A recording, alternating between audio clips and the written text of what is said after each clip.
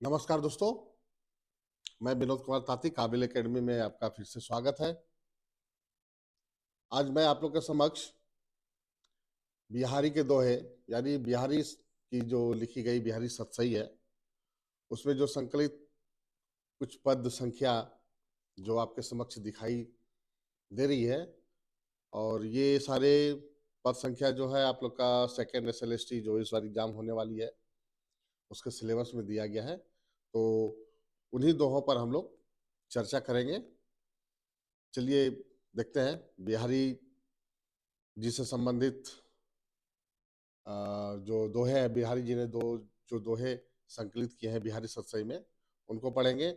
और उनको पढ़ने से पहले हम लोग बिहारी जी के बारे में थोड़ी बहुत जानकारी ले लेंगे। आपका अधिकतर प्रश्न बिहारी जी से संबंधित ही पूछे जाएंगे। तो चलिए देखते हैं। तो यहाँ पे आपके समक्ष प्रस्तुत है बिहारी के जीवन से संबंधित। तो इनका जन्म, पहले बिहारी जी के बारे में देख लेते हैं कि बिहारी जो है हिंदी साहित्य के रीति काल के प्रमुख कवियों में से एक माने जाते थे। बिहारी जी जो थे रीति काल के प्रमुख कवियों में से एक कवि माने जाते थे। इन्हें रसिक शिरोमणि और ब्रज काव्य सम्राट भी कहा गया है। ये प्रश्न पूछे जा सकते हैं कि रसिक शिरोमणि किस कवि को कहा गया है, तो या फिर ब्रज के सम्राट, ब्रज भाषा या ब्रज काव्य के सम्राट किन्हें कहा गया है, तो बिहारी जी है। अब जन्म जन्म जो है अनुमानतः 1595 ईस्वी ग्वालियर के पास जो बसुआ गोविंदपुर गांव है वहां पे माना जाता है। और कुछ मत के हिसाब से इनका जन्म जो है 1603 ईस्वी में वृंदावन या टिहरी में हुआ था। ठीक है। और इनकी जो भाषा, मतलब दोहे लिखने की भाषा या काव्य रचित करने की जो भाषा थी वो क्या थी, तो ब्रज भाषा है, संस्कृत है, हिंदी है, फारसी है। तो अधिकतर इन्होंने ब्रज भाषा का ही प्रयोग दोहों में किया है। ठीक है। और इनकी काव्य शैली क्या थी, काव्य शैली यहाँ पे दिखाया गया है। दोहा मुक्तक, मुक्तक मतलब पूरी तरह से मुक्त आजाद है, किसी चीज का कोई बंधन नहीं। अलंकार, अलंकार शैली में भी, मतलब इनकी जितनी भी दोहे पढ़ेंगे उसमें अलंकार झलकता ही है। अलंकार के अलंकार का मतलब वही होता है कि वाक्यों की शोभा बढ़ाना, है ना। और परिवार, ये किस परिवार से संबंधित रखते थे, तो ये काव्य कुछ ब्राह्मण परिवार से संबंधित थे, मतलब ब्राह्मण परिवार से जुड़े हुए थे। पिता केशव राय, पद्मावती माता जी का नाम, और इनके गुरु गुरु जी का नाम था नरहरिदास। और गुरु जी के शरण में रह करके इन्होंने जो है प्राचीन सांस्कृतिक ग्रंथों का भी अध्ययन किया था। और ये जो है राजा जयसिंह के दरबारी कवि भी थे। मतलब जयपुर के जो राजा थे, राजस्थान जो एक राज्य है, वो जो जयपुर है, राजस्थान की राजधानी जो जयपुर है, वहां के एक राजा हुआ करते थे जय सिंह। उनके ये दरबार में दरबारी कवि थे। कुछ लोगों का मानना है, या फिर कुछ लोग कहते हैं कि जब ये उनके दरबार में गए थे तो जय सिंह ही ने कहा था कि तुम प्रत्येक दिन मुझे एक दोहा सुनाया करना। और वही उन्होंने क्या किया, उनके दरबार में रहकर उन्होंने 700 से ज्यादा दोहों की रचना की है। ठीक है। जिसके कारण इनके जो दोहे जो जिस किताब में संकलित है, उस किताब का नाम बिहारी सतसई रखा गया, मतलब सतसई 700। ठीक है। 700 से ज्यादा दोहों के संकलन उसमें की गई है। 719 संकलन यहाँ पे दिखाया गया है। हाँ। रचना बिहारी सतसई, जिसमें मैंने बताया कि 700 से 719 दोहे इसमें संकलित है, इकट्ठे किए गए हैं। और इनकी प्रसिद्धि प्रसिद्धि इसलिए थे कि किस रूप में इनको, मतलब लोग जानते थे। श्रृंगार रस के अद्वितीय कवि और गागर में सागर भरने वाला कवि माना गया है। ये प्रश्न आपसे पूछा जा सकता है कि गागर में सागर भरने वाले कवि कौन थे, तो इसका उत्तर बिहारी जी होंगे। गागर में सागर का मतलब होता है कम शब्दों में बहुत बड़ी बड़ी बातों को कहना, है ना। अब मृत्यु मृत्यु जो है 1663 ईस्वी के आसपास वृंदावन में ही हुआ था। ठीक है, जैसे कि मैंने यहाँ पे बताया कि ऐसा माना जाता है कि राजा जय सिंह ने बिहारी से कहा था कि वे प्रतिदिन एक दोहा सुनाया करें, और यही सतसई ग्रंथ की रचना शुरू हुई। यहीं से इनकी सतसई ग्रंथ की जो है पुस्तक का संकलन स्टार्ट हुआ। और एक मजेदार कहानी ये भी है कि जब बिहारी जी राजा जयसिंह के दरबार में गए थे, शामिल हुए थे, तो उस समय उनकी ओजस्विता, समाज के प्रति कल्याण की भावना देख करके वो काफी मुग्ध हुए थे, और उन्होंने तय कर लिया था कि अब यही रह करके अब वो राजा की सेवा या फिर प्रजा की सेवा या पूरे राज्य की सेवा करेंगे। परंतु कुछ समय पश्चात ही जो राजा जय सिंह है, राज्य की एक कम उम्र की जो युवती है उसके प्रेम में पूरी तरह से पड़ गए। अब प्रेम में पड़ने के कारण क्या हुआ कि वो प्रेम में पड़े और उनसे वो उन्होंने विवाह कर लिया। विवाह करके उन्होंने सबसे छोटी रानी बना करके महल में लाया, और वो जो उनकी रानी सबसे छोटी रानी थी वो काफी खूबसूरत भी थी, सुंदर थी, इतनी सुंदर कि उसकी सुंदरता का वर्णन हम लोग शब्दों के माध्यम से नहीं कर सकते हैं। और उनकी सुंदरता में राजा जय सिंह इस तरह से मोहित हो गए थे कि उन्होंने कि उसे अपने रानी के अलावा और भी कुछ दिखाई नहीं दे रहा था। राज्य किस तरह से चल रहा है, राज्य का प्रजा कैसे जी रहे हैं, राज दरबार का क्या स्थिति है, उसे कोई मतलब नहीं है। राज का खजाना सही से भरा पड़ा है या राज्य में किस चीज की कमी है, कोई मतलब नहीं था। बस वो क्या था, रति में ही लगे हुए थे। तब जो है बिहारी जी बिहारी जी ने राजा जयसिंह की आंख खोलने के लिए एक दोहा उन्होंने लिखा, और ये दोहा काफी प्रसिद्ध है उनकी, आप लोग को मिल जाएगी। नहीं पराग नहीं मधुर मधु, नहीं विकास यही काल, अली कल ही सो रहियो, आगे कौन हवाल। इसका मतलब बिहारी जी यहाँ पे राजा जय सिंह को ये समझाने की कोशिश कर रहे थे कि हे राजन, आप जो ये भोग विलास के जीवन में पड़े हुए हैं, ठीक है, जिस भोग विलास के जीवन में पड़े हुए वो अभी तो पूर्ण रूप से कली भी नहीं हुई है, मतलब फूल भी नहीं बनी है, वो क्या कली है। अगर मान अगर कली में आपको क्या मिलेगा, कुछ नहीं मिलेगा, न रस मिलेगा, ना पान मिलेगा, ना मधु मिलेगा, कुछ भी नहीं मिलेगा। ठीक है, जैसे अगर मान लेते हैं भौरा जो है कोई सिर्फ कली में ही सिमट करके रह जाए, तो वो तो ना आगे चल करके ना मधु का तैयार कर पाएगा, किसी चीज का रस नहीं ले पाएगा, और वो अपना जीवन को नष्ट करता चला जाएगा। जब इस दोहे को राजा जयसिंह सुनते हैं, तब उसकी आंखें खुलती है और वो प्रजा की ओर ध्यान देना शुरू करते हैं। तो इसलिए राजा जयसिंह जो है बिहारी को अपने दरबार का सबसे प्रमुख कवियों में से एक कवि मानते थे। ठीक है, आगे चलते हैं। और बिहारी जी के जो दोहे हमें पढ़ने हैं, इससे पहले आप लोगों को मैंने बताया था कि बिहारी की जो दोहे हैं, कुल मिलाकर के जो दोहे पढ़ रहे हैं, जो अभी आपके समक्ष 8 दोहों को मैं लेकर के प्रस्तुत हुआ हूँ। 1, 9, 11, 13, 15, 16, 22 और 24, आज इस पर हम लोग बातचीत करेंगे, चर्चा करेंगे। तो देखते हैं पहला दोहा।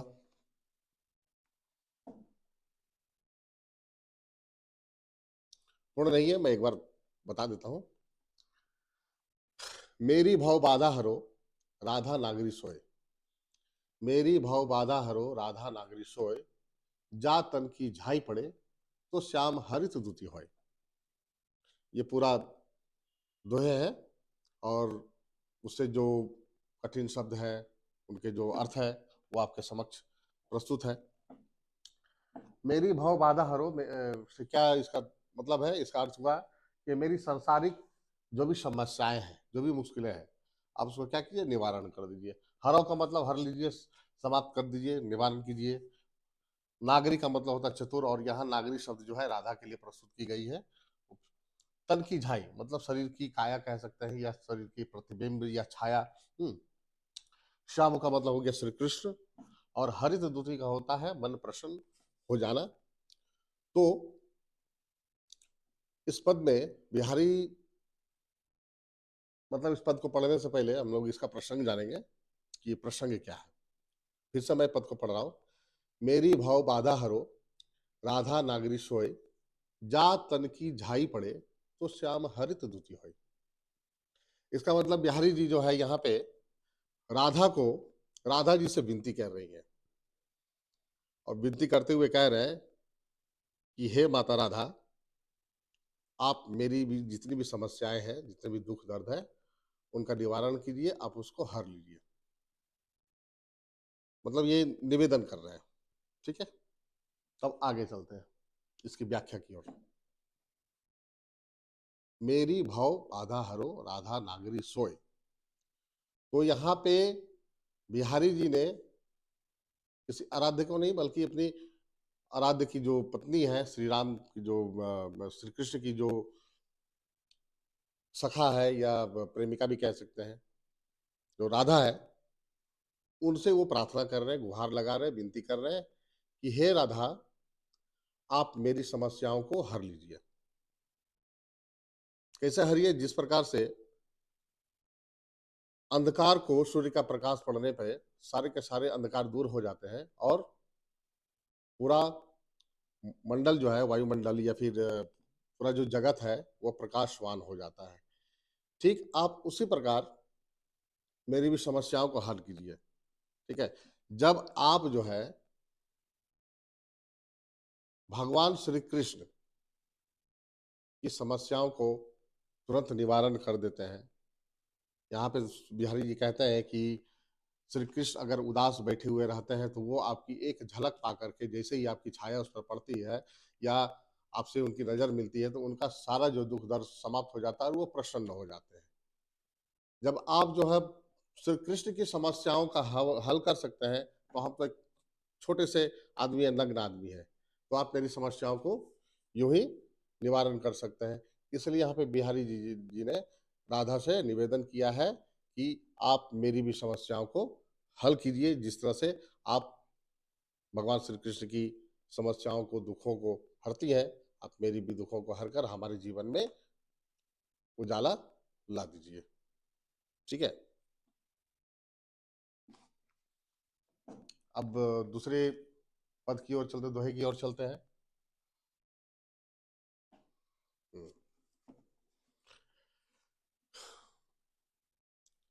दोहा नंबर 9।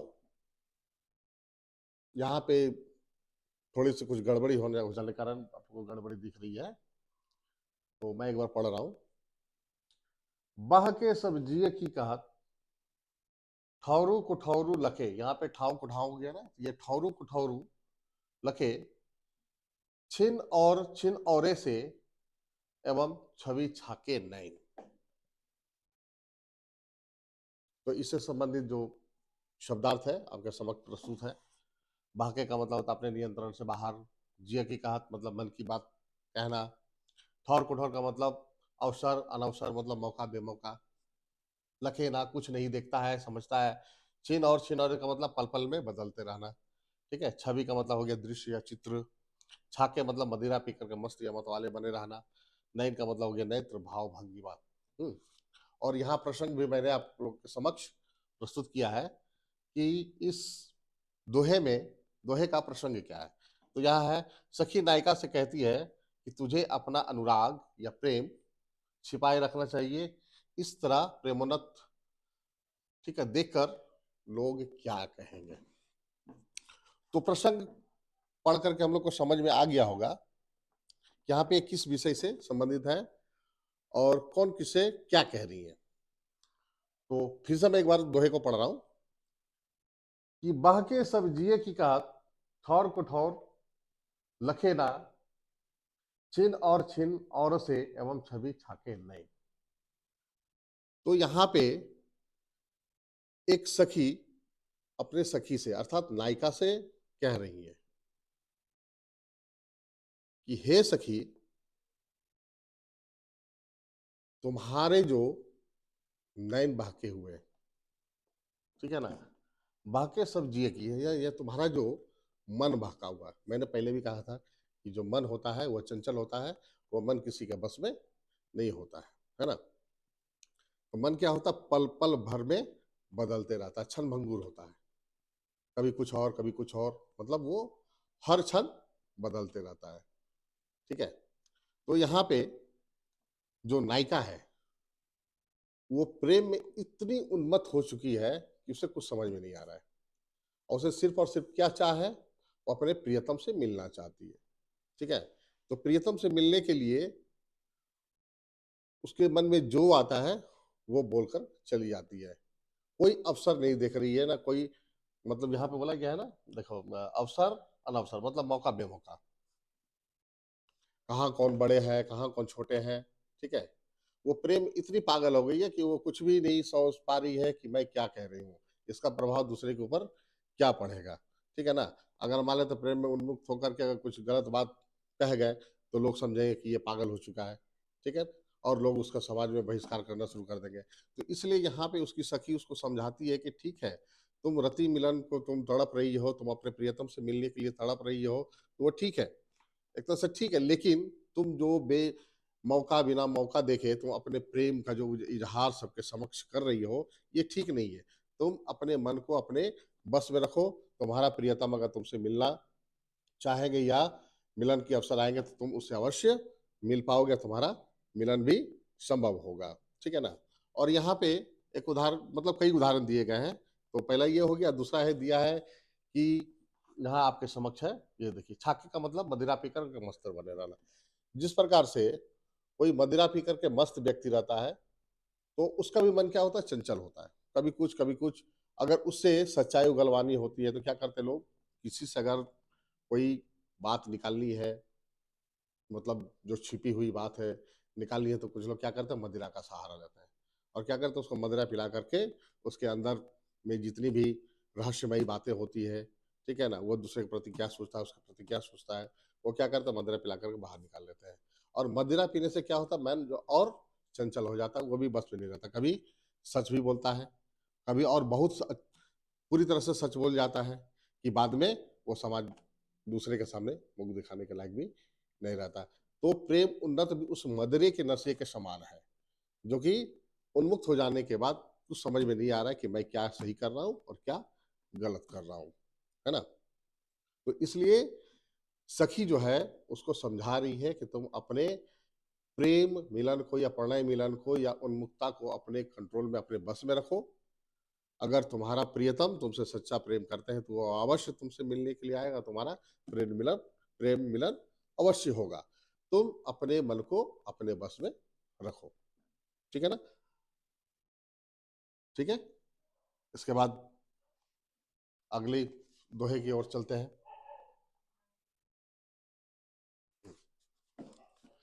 और एक बात ये भी है कि बिहारी जी, मैंने कहा बिहारी को गागर में सागर भरने वाले कभी भी माने गए हैं, कि कम शब्दों में उन्होंने बड़ी बहुत बड़ी बड़ी बातों को कहा है, और इनके अर्थ, इनके दोहे को पढ़ करके हम कई और मतलब भी निकाल सकते हैं। तो ये कहीं कहीं आपको देखने को मिलेगा, एक ही दोहे का दो तीन जगह अलग अलग मतलब इसका दिया हुआ है। ठीक है, तो पद के हिसाब से ही हम लोग उसके अर्थ को समझेंगे, दोहे में क्या कहा गया है, दोहे के आधार पर ही हम लोग बातों को आगे बढ़ाएंगे और पढ़ेंगे। ठीक है, तो दोहा संख्या 11 मैं पढ़ रहा हूं। नीकी दई अनाकनी फीकी परी गुहारी, तज्यो मनो तारन बिरहु, बारक बरदू बारक बरदू तारी।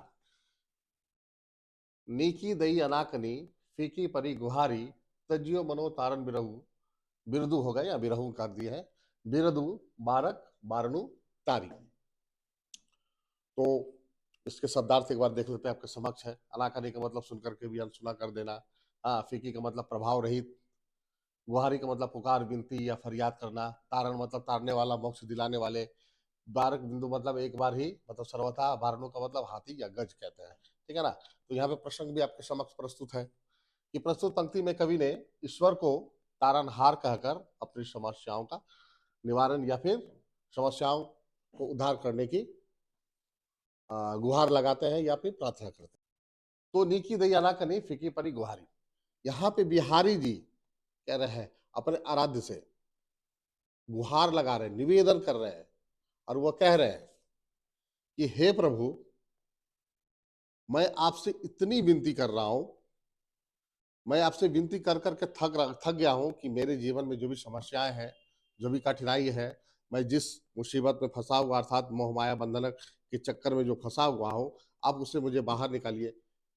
लेकिन आप जो है मेरी बातों को अनसुना करते हैं। जैसा लग रहा है कि आपको सुनाई नहीं दे रहा, आप सुन ही नहीं रहे हैं।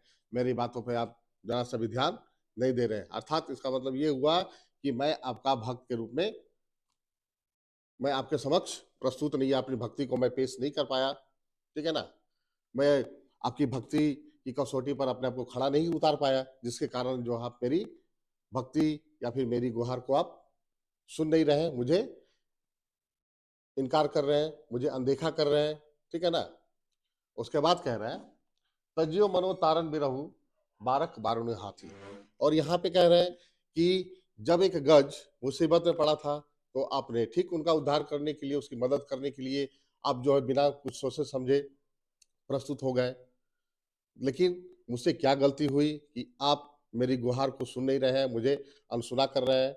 हाँ, तो ये इस पद का आपका व्याख्या हुआ। और यहाँ पे इससे संबंधित एक मजेदार कहानी ये है कि एक बार जो है गज मतलब हाथी, वो सरोवर में अपनी प्यास बुझाने के लिए गए हुए थे और उन्हें पता नहीं था कि उस सरोवर में एक घड़ियाल भी है, मगरमच्छ भी है, जो कि उनका वो घर है। और वो क्या बिना बेफिक्र होकर के जो गज है, जो हाथी है, अपनी प्यास को बुझा रहे थे। तभी उधर से घड़ियाल या मगरमच्छ आकर के उनके पैरों को अपने मुख में पकड़ लेता है और उसे पानी की ओर खींचना शुरू करता है। तो जिसके कारण जो हाथी है वो काफी परेशान हो जाता है, उन्हें काफी दर्द भी होती है और वो ईश्वर से प्रार्थना करने लगते हैं कि हे प्रभु, आप मेरी समस्याओं को हल कीजिए, मुझे इस घड़ियाल से बचाइए, ठीक है? अब तभी ईश्वर कुछ आगे पीछे कुछ सोचते नहीं है और क्या करते हैं, वह तुरंत हाथी की मदद करने के लिए अव- अवतरित हो जाते हैं और हाथी की मदद करते हैं, ठीक है ना? हाथी के प्राण को बचाते हैं। तो इसलिए यहाँ पे बिहारी जी कह रहे हैं कि एक घड़ियाल की एक आवाज पर आप तुरंत उसकी मदद करने के लिए, सॉरी, एक हाथी की पुकार पर आप उसकी मदद करने के लिए तुरंत पहुंच गए। परंतु मैं इतने समय से आपकी भक्ति भावना करके मैं आपसे गुहार लगा रहा हूँ, लेकिन आप मेरी दुख को समझ ही नहीं रहे, मेरे दुख को निवारण आप कर ही नहीं रहे। मुझसे क्या गलती हुई, कृपया मुझे जानकारी दीजिए, बताइए, ठीक है, स्पष्ट कीजिए। ये है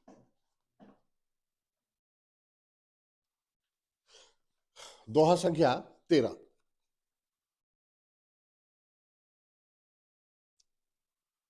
जोग जुगति सिखाए सब मनो महामुनि मैन, जोग जुगति सिखाए सबे मनो महामुनि मैन, चाहत पिय अद्वैतता कानूनु शोभत रैन, ठीक है?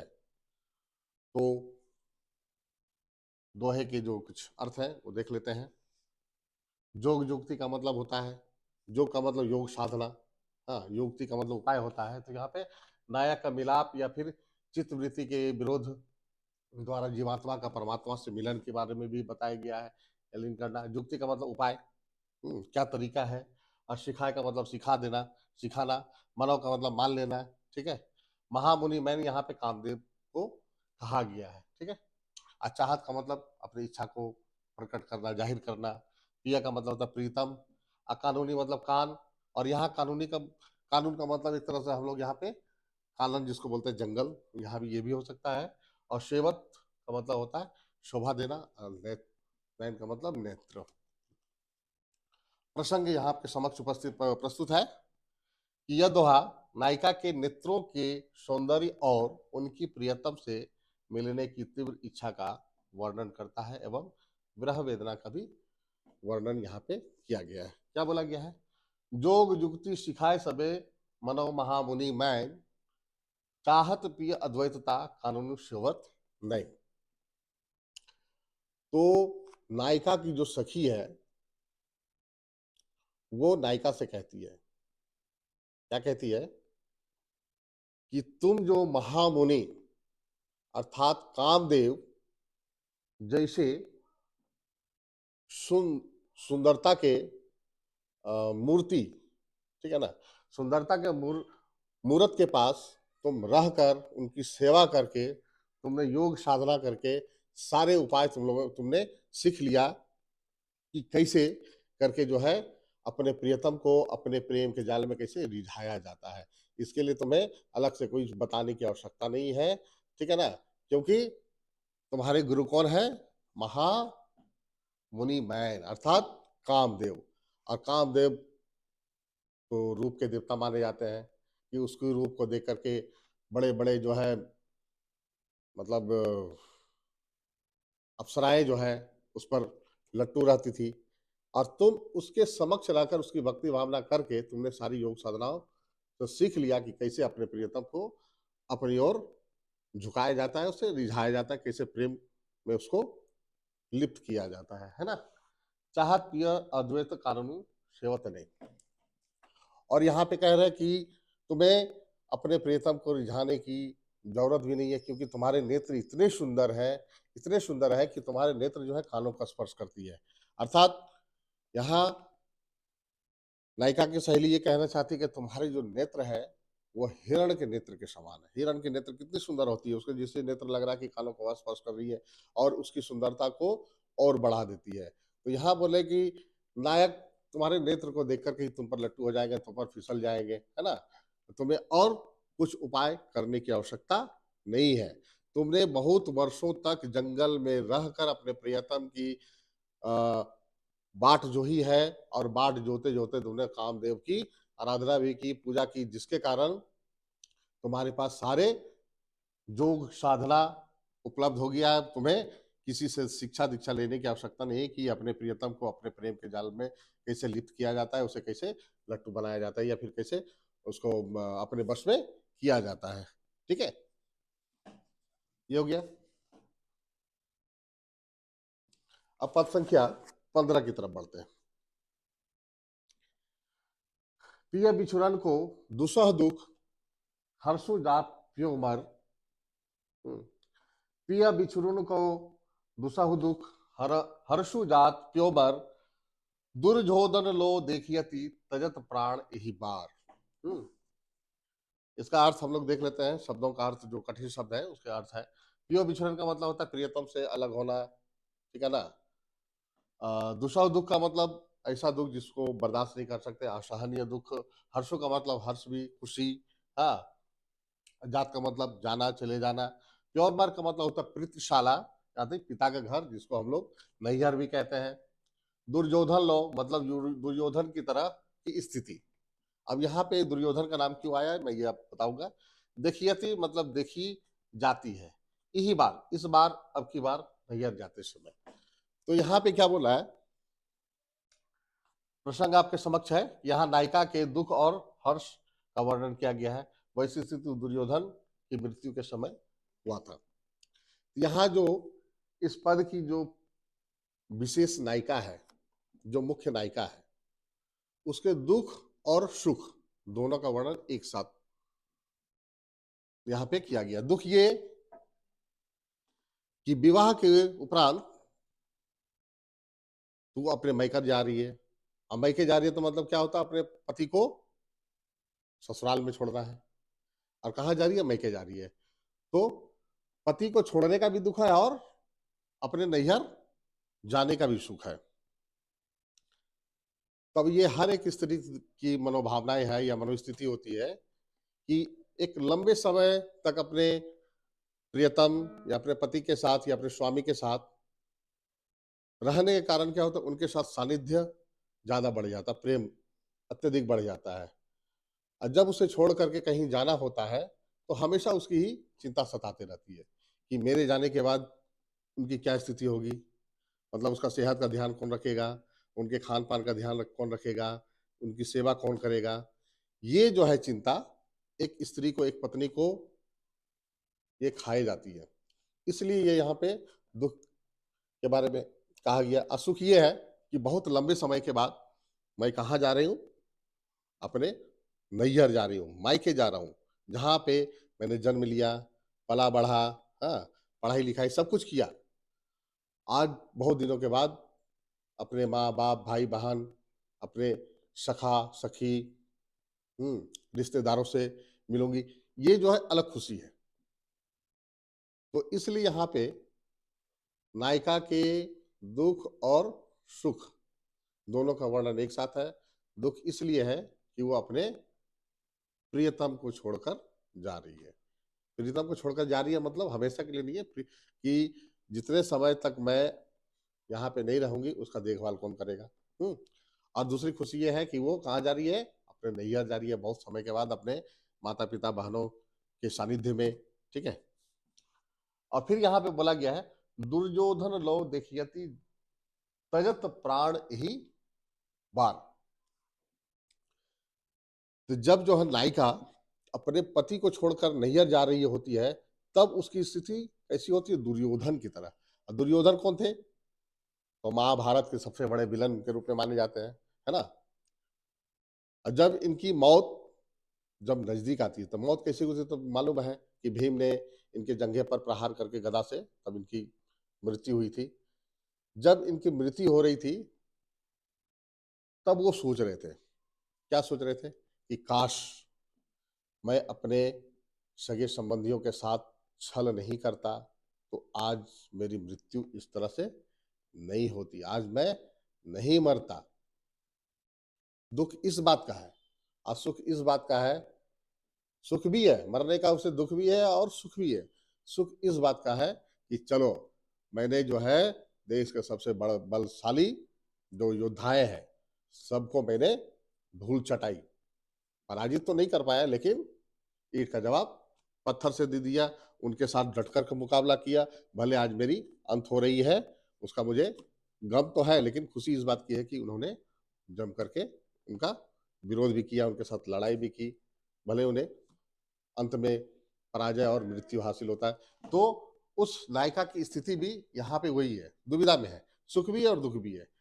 सुख है अपने माता पिता से मिलने का, नैहर जाने का सुख, और दुख है अपने पति से बिछड़ने का। ठीक है ना। तो अगले पद की ओर, दोहे की ओर हम लोग बढ़ते हैं। दोहा संख्या 16 पढ़ रहा हूं। झीने पट में झुलमुली, झीने पट में झुलमुली, झलकती ओप आपार। सुर तरु की मनुष्य सिंधु में, लसती सब पल्लव डार। झीने पट में झुलमुली, झलकती ओप आपार। सुर तरु की मनु सिंधु में, लसती सब पल्लव डार। तो इसका एक बार हम लोग कठिन शब्दों के अर्थ देख लेते हैं। झीने का मतलब होता है महीन, पारदर्शी, ट्रांसपेरेंट जिसको कहते हैं, जो आर पार दिखती है। पट का मतलब वस्त्र हो गया। झुलमुली कान का एक आभूषण जो हिलता हुआ झिलमिलाता है। झलकती का मतलब है दिखाई देता है। ओप का मतलब चमक। अपार का मतलब अत्यंत। सुरतरु मतलब ईश्वर का वृक्ष या गंगा नदी जिसको सुरतरु का मतलब ईश्वर का जो वृक्ष है, या फिर देव वृक्ष जिसको भी कहते हैं। कल्पतरु जो सारी मनोकामनाओं को पूर्ण करती है। ठीक है। मनु का मतलब मान लिया या माना।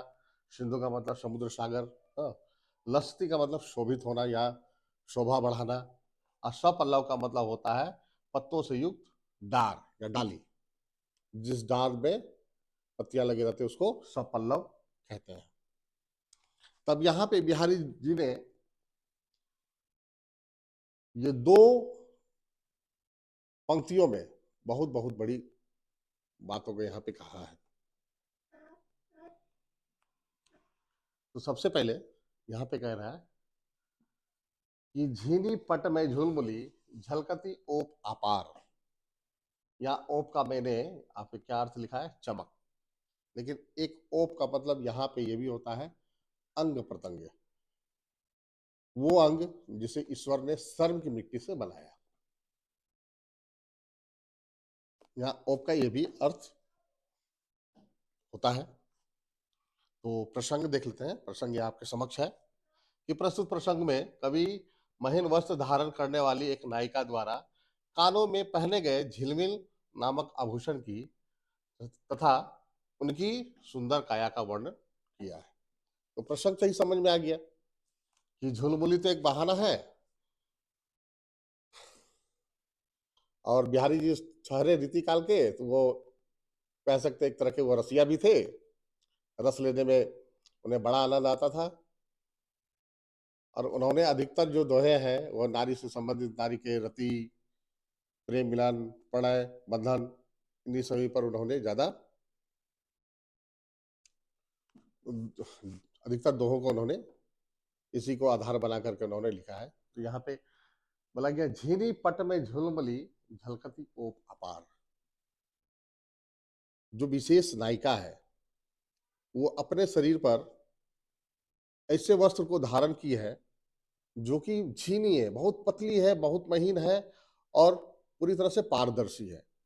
पारदर्शी करने का मतलब कि उसके अंग प्रत्यंग जो है पूरी तरह से प्रत्यक्ष रूप से दिखाई पड़ रही है। और यहाँ पे उन अंगों के बारे में बताया गया जो कि ईश्वर ने, भगवान ने सर्प की मिट्टी से बनाया गया है। वो अंग प्रत्यंग भी जो है परिलक्षित रूप से साफ साफ दिखाई पड़ रही है। कारण कारण यही है कि उन्होंने जो अपने शरीर पर वस्त्र धारण की है वो पूरी तरह से पारदर्शी है, झीनी है। ठीक है। उसके बाद कहा गया, झलकती ओ पपार सुर तरु की मनु सिंधु में लसती सब पल्लव डार। और यहाँ पे ये भी कहा गया है कि इस वस्त्र में अगर कोई नायक नायिका को एक बार सिर्फ एक नजर पड़ जाए तो उसको उसके प्रेम में आसक्त होने से कोई भी नहीं बचा सकता है। जैसा कि मानो कि हम लोगों ने कल्प वृक्ष से प्रार्थना किया और हमारी सारी मनोकामनाएं पूर्ण हो गई। कल्प वृक्ष का भी नाम दिया हुआ देव वृक्ष, जिनका काम ही था कि मन की जो सारी इच्छाएं हैं वो पल भर में पूर्ण हो जाए। तो जो नायक है वो भाग्यशाली है कि नायिका को ऐसी स्थिति में देख करके जो है मानो कि उसको ब्रह्मदेव से या ईश्वर से अनुकंपा मिल गई और वो उसके प्रेम में पूरी तरह से पड़ चुके हैं, है ना। और यहाँ फिर बोला गया है, झुलमली झलकित। और वस्त्र के साथ साथ उन्होंने अपने जो कानों में जो कुंडल पहने हैं, और वो कुंडल किस चीज का है, तो एक विशेष प्रकार के पत्तों का बना हुआ है जो कि हवा के संपर्क में और सूर्य की किरणों के संपर्क में आकर के हिलती भी है और साथ में वो चमकती भी है, जिसके कारण नायिका की सुंदरता में और चार चांद लग जाती है, जिसे देख करके नायक और पूरी तरह से मदहोश हो जाते हैं और उसको प्राप्त करने के लिए उसके पीछे पड़ जाते हैं, है ना। सुर तरु की मनु, जिस तरह से समुद्र में कल्प वृक्ष की जो मतलब डाल के सहित जो पत्ते हैं वो दिखाई देने से क्या होता है, समुद्र की सुंदरता या उसकी शोभा बढ़ जाती है। तो यहाँ पे बिहारी जी वही कह रहे हैं कि इस झीनी वस्त्र में जो नायिका है उसके कानों में जो लटकती हुई हिलती हुई जो कुंडल है उसकी सुंदरता को और अत्यधिक बढ़ा दे रहा है, जिसे देख करके कोई भी मदहोश हो सकता है, कोई भी उसके प्रेम में पागल हो सकता है, कोई भी रति मिलन को, कोई भी प्रणय मिलन को व्याकुल हो सकते हैं। ठीक है। चलिए अब नेक्स्ट दोहे की ओर चलते हैं। मैंने कहा भी था कि थोड़ा से वो रसिया टाइप के थे। रीतिकाल से संबंधित, तो रीतिकाल में श्रृंगार का ही ज्यादा महत्व है। अधिकतर नख से सिक तक की जो है नारियों की सुंदरता का ही वर्णन देखने को मिलता है।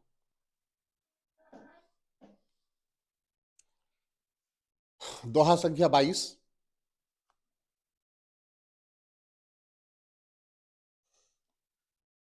पलनु पी कंजनु अधर धरे महावर भाल, आजू मिले सु अली करी भले बने हो लाल। पलनु पी कंजनु अधर धरे महावर भाल, आजू मिले सु अलू करी भले बने हो लाल। तो इसका प्रसंग है, प्रस्तुत पंक्ति में कवि ने नायिका को नायक से मिलन तथा भाव विभोर होने का वर्णन किया है। प्रणय मिलन, प्रेम संबंध, आत्मलिंगन, भाव विभोर हो जाना, आत्मा तृप्त हो जाना, संतुष्टि प्राप्त करना। अर्थ देख लेते हैं। पलनों का मतलब होता है पलकों, पलकों पर, मतलब ये जो हमारी पलकें हैं। पोक का मतलब काजल, और एक पोक का अर्थ यहाँ पे ये लिपस्टिक वगैरह जो हम लोग अपने होठों पे लगाते ताकि हम ज्यादा सुंदर दिखे। पलनोपोक, पलकों पर लगा हुआ काजल आईब्रो पे लगाते हैं जो अब तक सूख गया है या फैल चुका है। ठीक है। अंजुनो अधर, होठों पर लगा अंजन, अंजन का मतलब काजल, काजल मतलब वो काजल मतलब काला नहीं, वो रंग जो कि लगाने से मुखमंडल की शोभा बढ़ती है ना। महावर आल, पैरों में लगी महावर या अलता, निशान या दाग जो अब तक सूख गया है या फैल गया है। लाल का मतलब रंग, प्रिय का मतलब प्रेमी या बेटा से कहा गया है। तो यहाँ पे भी बिहारी जी ने एक नायिका की प्रणय मिलन की यहाँ पे चर्चा उन्होंने किया है। कह रहे हैं पलनु पीक अंजनु अधर धरे महावर भाल। एक नायिका जो है अपने नायक को रिझाने के लिए, प्रसन्न करने के लिए क्या क्या नहीं करती है। अपने आप को सजाती है, संवारती है ना। सजाती संवारती मतलब आंखों में काजल लगाते हैं, मुख में पाउडर भी लगाते हैं, ओठलाली भी लगाते हैं, अपने जूड़े को सजाते हैं, सुगंधित पुष्प को अपने जूड़े में लगाते हैं ताकि उसकी खुशबू से नायक जो मदहोश हो जाए और उसकी तरफ खींचता हुआ चला आए। ठीक है ना। अपने आप को सुंदर आभूषणों से पूरी तरह से सजा लेते, यहाँ तक कि अपने पैरों में महावर भी लगाती है, अलता लगाती है ताकि उसके पैर भी देखने में सुंदर लगे और पैरों को देख करके भी उसकी तरफ आकर्षित हो सके। तो यहाँ तुलसी बिहारी जी कह रहे हैं कि एक नायिका जो है अपने नायक या अपने स्वामी को रिझाने के लिए, आखिर वो रिझाती क्यों है, क्योंकि उनके मन में रति मिलन, इस मतलब रति मिलन की तत्परता जाग चुकी है और उन्हें अपने पति से मिलना ही है। मतलब इतनी तरह से उन्मुक्त हो चुकी है कि उन्हें अपने पति से मिलना ही है और उसको मिलने से कोई रोक नहीं सकती है। और मिलने के लिए जो जो उपाय करना है वो सारे के सारे उपाय वो नायिका अपने पति को रिझाने के लिए करती है ना। और उसके बाद यहाँ पे कहा गया है, देखो, आजू मिले सु अली करी भले बने हो लाल। यहाँ अली का मतलब एक तरह से भौरे का भी कहा गया है। भौरे को, भौरे की चरित्र ये है कि जिस भी कली पर वो बैठ गया, जिस भी फूल पर वो बैठ गए, उसका वो रस पान करके, सारा रस निचोड़ करके ही वहां से उड़ते हैं। ठीक उसी प्रकार से भी उन्मुक्ता उस नायिका के अंदर में है कि आज हम अपने पिया के साथ मिलकर के रहेंगे, चाहे उसके लिए कुछ भी हमें करना पड़े या कुछ भी कीमत चुकानी पड़े, उसके लिए वो तैयार हमेशा। और बोल रही है क्या, बोले आजू मिले सो अली करी भले बने हो लाल। और इसके बाद कुछ समय के बाद जब उस नायिका को देखा जाता है तो उसके ओठों की लाली और पलकों की जो काजल, पांव के जो महावर है, सारे के सारे बिखरे पड़े हुए हैं। अर्थात हम कह सकते हैं कि जो नायिका है अपनी उन्मुक्ता को अपने स्वामी के साथ मिलकर पूरी तरह से भाव विभोर हो चुकी है, आनंद प्राप्त कर ली है, ठीक है, संतुष्टि प्राप्त कर ली है, जिसके कारण उसके शारीरिक ढांचा पूरी तरह से बदला हुआ है, उसके बाल बिखरे पड़े हैं। हाँ, जो महावर जो अलता है वो भी फैले पड़े हैं, काजल भी बिखरी पड़ी है, ओठलाली भी इधर उधर लगी हुई है। तो इसे ये कह सकते हैं कि नायक नायक ने नायिका को पूरी तरह से भाव विभोर कर दिया होगा। ठीक है। इसी के बारे में यहाँ पे बिहारी जी ने इस दोहे में बताने की चेष्टा किए हैं। अगले दोहे की ओर हम लोग बढ़ते हैं और देखते हैं।